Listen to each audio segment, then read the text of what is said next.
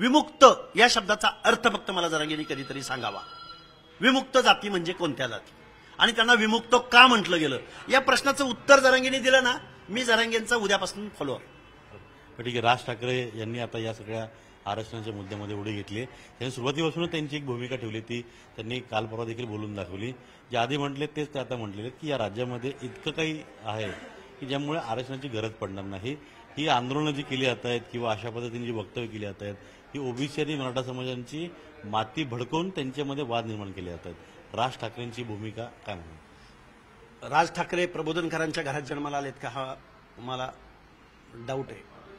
कारण असं प्रबोधनकारांना कधीतरी समजून घ्यायला त्यांना सांगा, सामाजिक न्यायाचं तत्व समजून घ्यायला सांगा, फुले शाहू आंबेडकरांचे विचार समजून घ्यायला सांगा.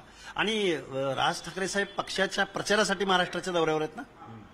आता त्यांना पक्ष वाढवायचा आहे का पक्ष संपवायचा आहे हा विचार राज ठाकरे साहेबांनी केला पाहिजे. कारण 60 ते 70% लोक आरक्षणाच्या दायऱ्यामध्ये येतात. राज ठाकरे साहेब, तुम्ही एका पक्षाचे प्रमुख आहात, तुम्ही एनजीओ चालवा, तुम्ही पक्षप्रमुख म्हणून नका काम करू. पण जाणीवपूर्वक वक्तव्य केलं हे असं वाटतंय? जाणीवपूर्वक नाही, अज्ञानातून केलं असावं असं मला वाटतंय. कारण त्यांचं एकूण पब्लिक कनेक्ट आणि महाराष्ट्राचा तोंडावळा आणि महाराष्ट्राच्या 18 पगड जाती, महाराष्ट्रातला ओबीसी, महाराष्ट्रातला भटक्या विमुक्त जाती जमाती राज ठाकरे कसा देईल हो तुम्हाला? धनगर मतदान कसा करेल हो तुम्हाला? बंजारा कसा मतदान करेल? वंजारी कसा मतदान करेल? गावगाड्यामधले बलुतेदार आलुतेदार तुम्ही जर अशी भूमिका घेणार असाल तर तुमची काय भूमिका आहे? तुमच्या पक्षाची आयडेंटिटी काय? त्यामुळे तुम्ही एनजीओ चालवा, तुम्ही पक्ष नका चालवू.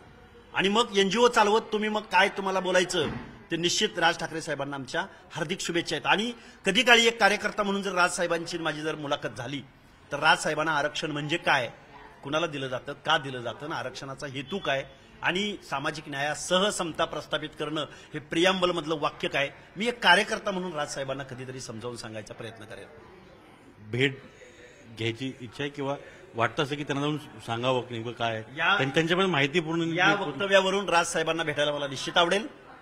राजसाहेब महाराष्ट्रात अमाप काही दिलंय असं म्हणणारे राजसाहेब मुंबईमधल्या स्लम्समधील कधी बोलतील का?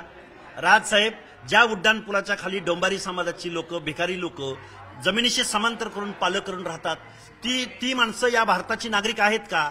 ती या महाराष्ट्राची नागरिक नाहीत का? त्यांना आरोग्याच्या सुविधा उपलब्ध झाल्या का? त्यांची लेकरं बाळं पुढे शिक्षण घेतात का? त्यांना जीवन जगण्याचा अधिकार आपल्या लोकशाहीनं दिला का? या प्रश्नाची उत्तरं मला राजसाहेबांनी द्यावीत.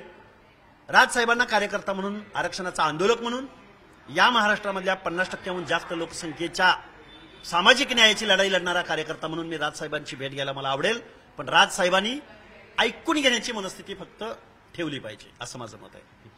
प्रकाश आंबेडकर असं म्हणतायत की कुणबी आणि मराठ्यांना ओबीसींना, कुणबी आणि मराठ्यांना ओबीसींनी मतदान करू नये.